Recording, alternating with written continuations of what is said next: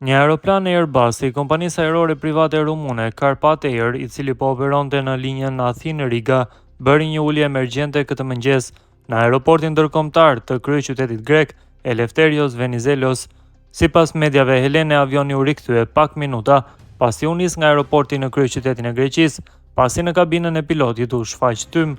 Sipas informacioneve, në avion ndodheshin 150 pasagjerë në bord kur ndodhi incidenti. Piloti u detyrua ta kthente avionin në aeroportin e Athinës menjëherë pas ngritjes, sipas të dhënave nga Flight Radar 24. Siç raportohet, asnjë nga pasagjerët nuk është lënduar në këtë incident. Ata janë të gjithë në gjendje të mirë shëndetësore. Sa kaq, teknikët do ta inspektojnë avionin në aeroportin e Athinës.